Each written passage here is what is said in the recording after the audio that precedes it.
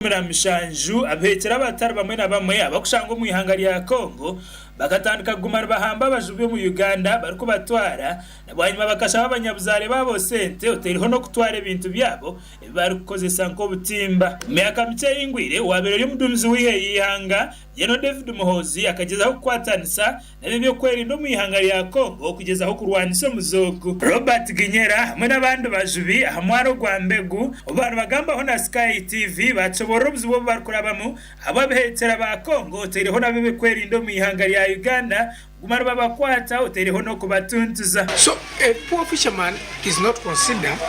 We have a type of boat which is made by around 5-meter boats which can able to allow a poor fisherman who had money to get 1 million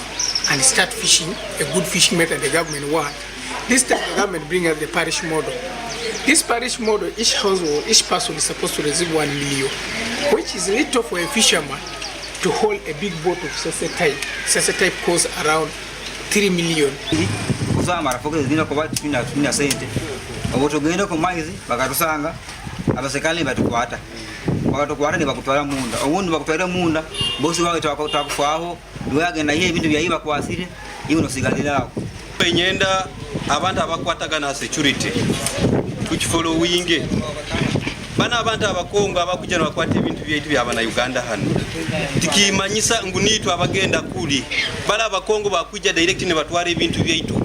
hano kale baitu ba hano abaenforcement baro baita abakongo bajana basowa hano tubaleba ne bajana bereke kandi baide bitiwe inchi 3 na inchi birikishweka kandi nebeto bwana bwembuta ati nyo mutekereza bangi nitekereza rundi government ya Uganda ekwende tutugemu tusigale tutakukora wabere na gamba ho mukatiko kabyo kwerinda akabera hamwaro kwa Kaiso Lieutenant Colonel Dick Kaija urukwebembera Fisheries Protection Unit mu ihanga agizure ngo government etereho gukora irikuza kumanerebuza imirimo yona irikukorwa hanyanje ya Albert 80% complete ekubura yonka 20 wera abajimadire bagenda gilonchinga system ejo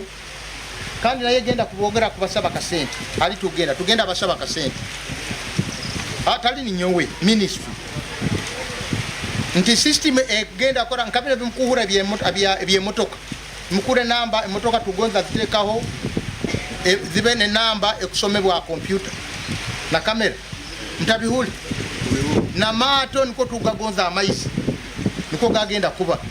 yo bitiriya aho kanodiki yashobora kwihangarira Uganda giro mkwicezana n'ihangarira Kongo mucyumanya ka memorandum of understanding kuba ragezeho kurwanisa muzego abajubi mu ihangarira Uganda gumara bahingure nsharo za Uganda bakataho mu ihangarira Kongo barikurabira hanyanja ya Albert mbagambire twinene kwetegerezangana okwa MOU memorandum of understanding akwata kusoka omukongo tumukwasire ko ntwina mutwara mukoti twina kuba ntumudeportinga bakuba ine bitimba bihikire neriyate rihikire tukumukwata nebintu byentu murabya mu immigration na garukayo abakutumurabya mu immigration kubatunga obuzibu nti nangwa tukakurabya tutakusibe obotungira obuzibu hagati baitu baire kusibwire ombiragiro record za sigara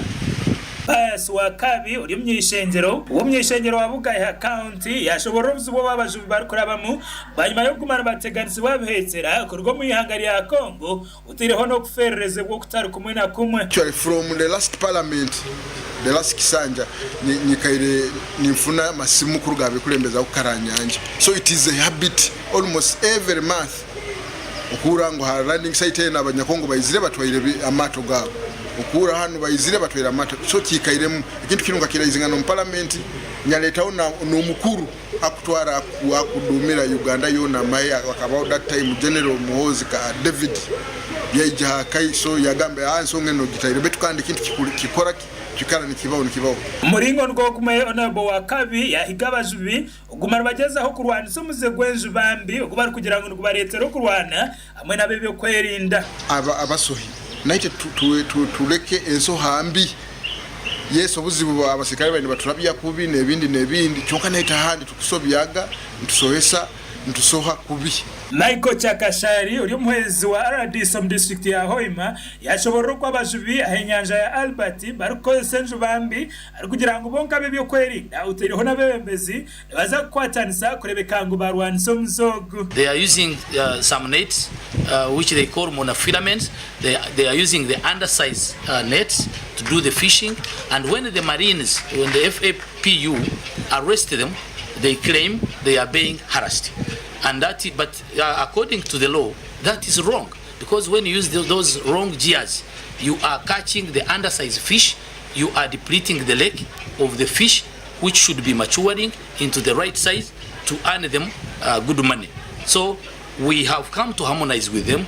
and you can see, like you have seen, the Marines, the FPU unit. Makura gasha kwa gada saba, our Sky TV Genshong.